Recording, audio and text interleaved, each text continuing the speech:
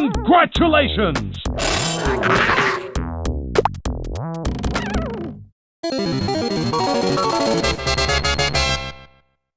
Welp, it finally happened. 20 blooming years! I opened this YouTube channel all the way back on the 9th of March 2006. This was just over a year after YouTube.com first graced our computer screens, so I was more or less here from ground zero. Other much more famous YouTubers than me that joined the site in 2006 include the likes of Ashens, Brental Floss, Headache, H-Bomber Guy, and apparently Cocomelon? Blimey, I didn't know that. Back then my username on here was simply Gagaman, the same as it was everywhere else on the web. This wasn't my first rodeo with video sharing online however, as I also had an account on Google Video, which is where a lot of the earliest videos on this channel originated from. Before that I was importing videos into Flash SWF files and sharing them on websites like Newgrounds and DeviantArt, and the file sizes for the internet speeds of the time were massive. The Fuji's was a whopping 13 megabytes!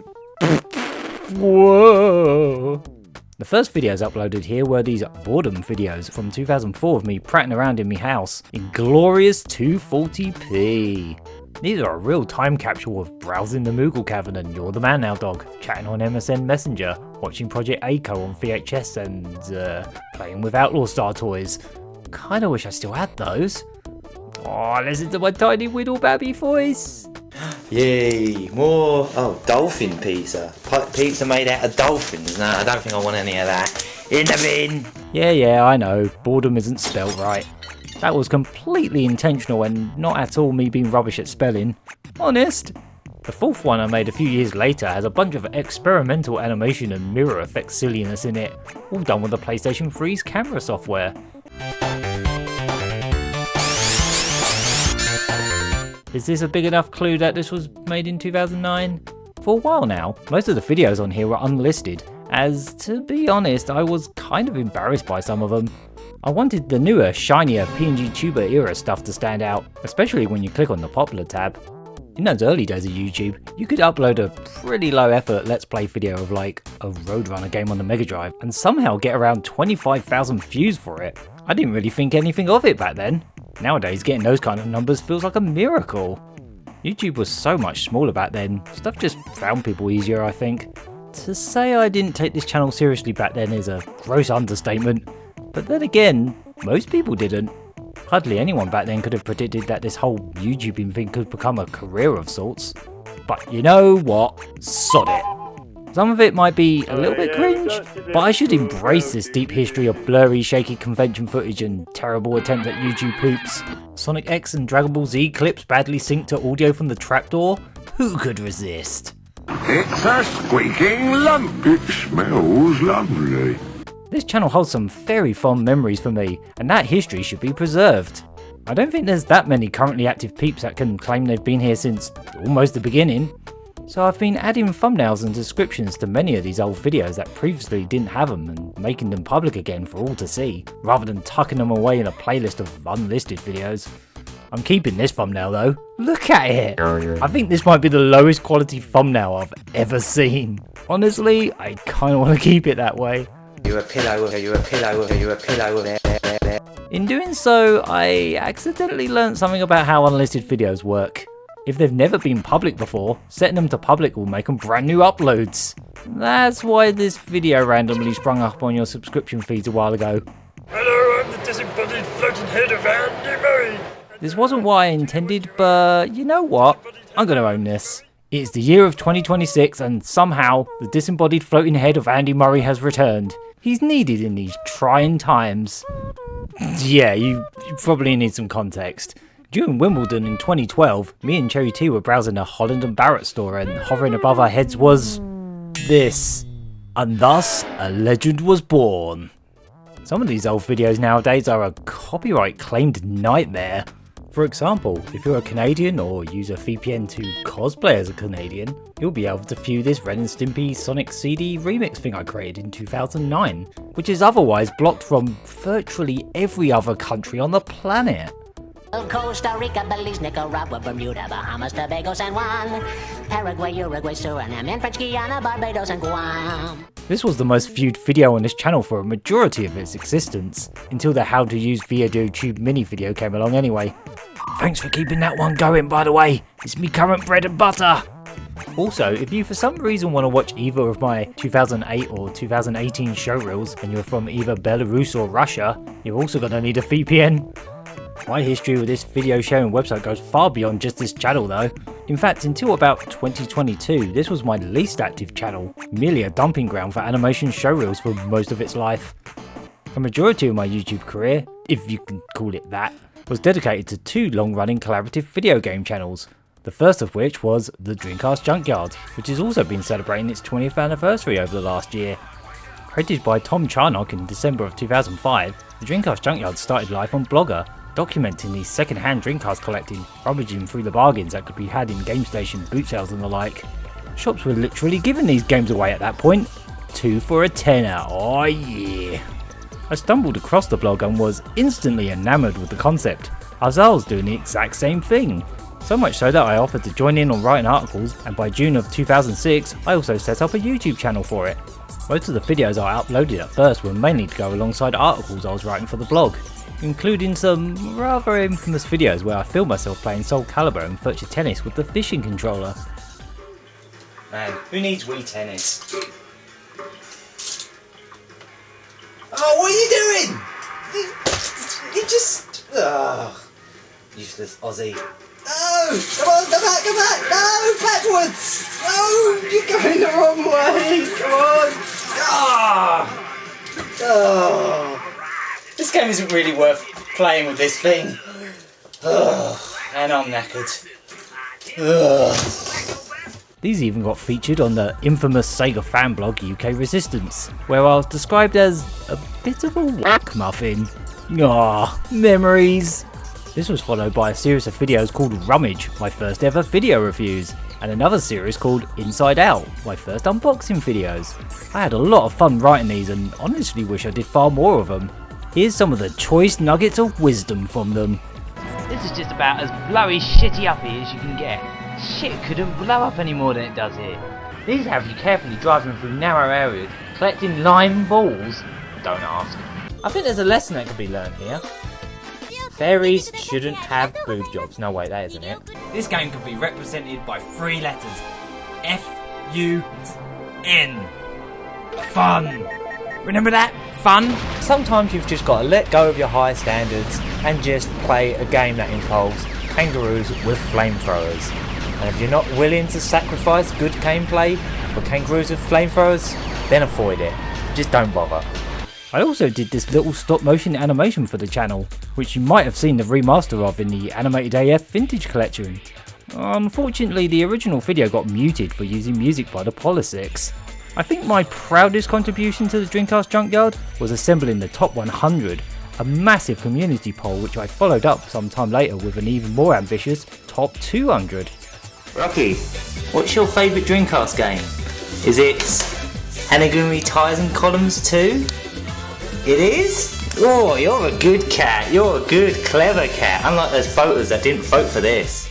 I did start editing what would be a feature-length video, chopped up into multiple 10-minute chunks because again, that was the YouTube limit back then. Showing off and talking about every game in the Top 100, sort of in the style of those old Channel 4 Top 100 programs. But sadly, I never got very far along with it. Welcome to the Dreamcast Top 100, as voted by you! Yes, you, specifically, maybe. The channel is still going strong today, with the podcast now surpassing 150 episodes, a handful of which I guest featured on, including the recent Dreamcast Junkyard 20th anniversary episode, where we talk about things like that time I accidentally thought a baseball game was compatible with the Samba de Amigo maracas, when it turns out I just had it on the CPU versus CPU mode the whole time. You may have noticed my artwork on the website's banner recently, which I also created for the anniversary and can be obtained in t-shirt form on their store. Hint hint, nudge nudge, wink wink. Thanks to the crew from the website, I now also own this artwork as an acrylic stand. They gifted me this when I met them at the Nottingham Video Game Expo recently. I'm still utterly windswept by this. I love it so much. The Dreamcast Junkyard is a thriving, passionate community that I'm thoroughly proud to have been part of all these years. Long live the undead console! Oh yeah, around this time I was also running a blog called Sega Memories. All the videos I made for that site are still on this channel. These include some Summer of Sonic Expo footage, a few unboxing videos, the short-lived Sonic Spinball ride at Alton Towers, and the day analog TV was being switched off in the UK, putting it to the test on a Game Gear TV tuner.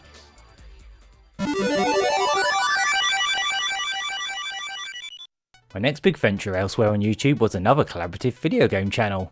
Created by Murray Curry and Flat the Younger, this started life under the name Angry Gamers many years prior, with the pilot episode submitted to the Southend Film Festival. I had known these guys from various local retro game meetups for a while at this point, and after that pilot screening we gathered together in a pub to brainstorm a relaunch of the project. I made a list of potential new names for the channel. Most of them were a load of old poop, but one name stood out from the pack to everyone: Lucky Hit. Named after the minigame in Shenmue, Lucky Hit was launched on 28th of July 2012. I also designed the visual identity of the channel, like the logo and most of the thumbnail art. My first major contribution to the channel video-wise was my Games of the Year 2012 vid.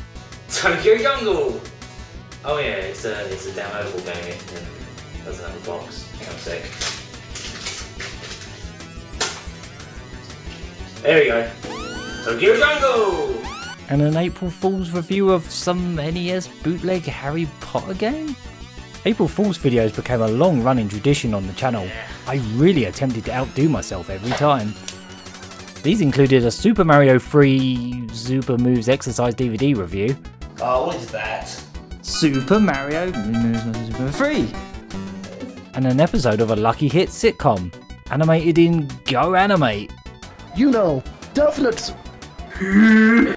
Using that program was part of the joke, but man, I never want to touch that program again. That was a pain in the ass. It's not funny. It's not fun. My favourite one of these to this day is the 2015 one where we announced we were becoming one of those finger family nursery rhyme channels that was springing up all over YouTube at the time.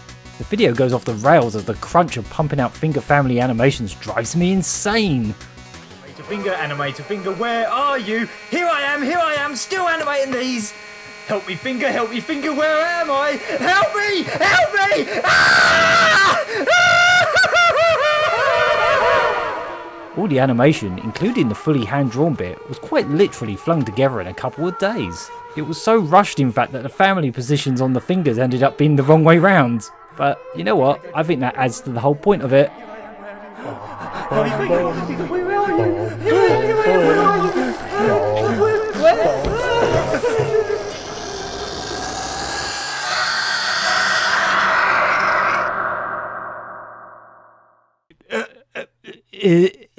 Is it over? Whew. Alright, well, moving on. In 2013, me and Cherry T launched a series of Let's Plays focused on weird and or terrible games called Gaga and Cherry Faff about it. Gaga and Cherry Faff about it. We did a total of 77 episodes of this, covering some all-time occult classics like Town with No Name and Seaman, to more obscure PS2 and Amiga junk like White Fan Racer and Yolanda.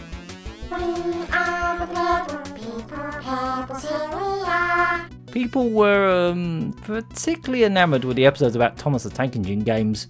This video is still the most viewed thing I've created on YouTube, clocking in at over 800,000 views. Wowzers! I even did a print run of a selection of 14 of the best episodes on DVD. These were sold in legit PlayStation 2 cases.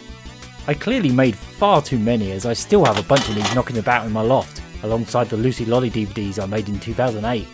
Safe to say there wasn't a volume 2. Faff Abouting was a bloody good time though. I'd love to do more videos with Cherry T like that someday. I wonder what she's been up to lately. There are so many moments during this channel's 9-year lifetime that I'm still super proud to have been part of, such as the various charity live streams we did raising hundreds of pounds for special effect, the Sega sponsored Sonic Lost World contest I held, the extensive multi-year coverage of Eurogame Expo, MCM Expo, Summer of Sonic and EAG International, and of course, the podcast. And yeah, we even did the Ice Bucket Challenge, as was the style of the time. Here's a couple more vids that are my absolute favourites.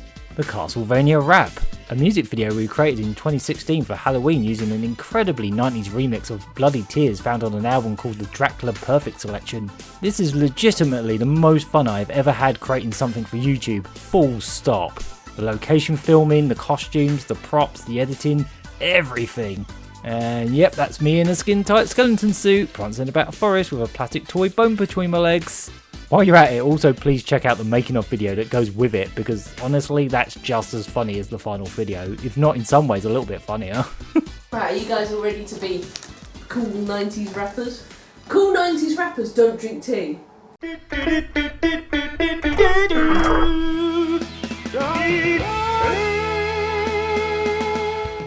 When Sega was teasing a new Daytona USA for arcades, we put together this fake reveal trailer filming a nearby kiddie ride that has what looks like the Daytona logo on the side of it. Murray Curry's singing voice is cut up in samples just like the original game, and I love how the VR buttons bit came out. Our timing with this video was so pitch perfect that we actually got a load of people that got hoodwinked by it, with lots of angry comments from people that thought this was the actual trailer. Oh dear.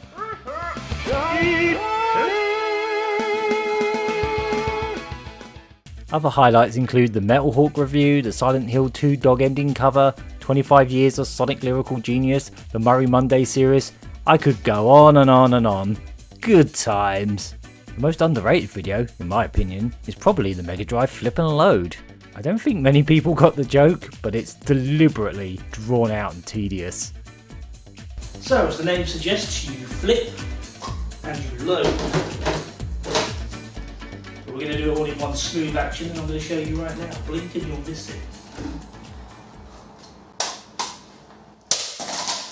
When me and Cherry T moved away from where the rest of the team was in 2018, we had to rely more on collaborating remotely online, which led to more live streams than fully edited videos. And in 2020, the year of you know what, for our last big push with the channel we focused on live streams, seeing as we were, all stuck at home for a chunk of it. We were live roughly 4 to 5 times a week with shows like Make It Double, Splunky to Hell With It, Salt or Hype, Sega Saturn Shindig, eShop Car Booty, Virtual Stupidity, I Wanna Go Wii, and of course, the weekly podcast. We never did get around to that 100th episode, but hey, 99 podcasts is quite the feat. By the end of that year, we were all setting up our own Twitch channels and finding new audiences individually, and the numbers we were seeing on YouTube were just not making all that hard work worth it. So unfortunately, when 2021 struck, we announced that Lucky Hit would be retired, though all the videos were kept up for prosperity, and I did release some previously unreleased old stuff, including a couple of extra Faff Abouting episodes. There's still tons of videos we never had the time to edit sitting around on a hard drive, almost an entire terabyte's worth. Lucky Hit is still a hugely important chunk of time in my life that I cherish dearly, and I don't regret any of it for a second. The most important thing for me was how much fun we had with it and the friends we made along the way. And at the end of the day, 700 videos in its lifetime is nothing to be scoffed at. In my heart, it is always time for a game of Lucky Hits.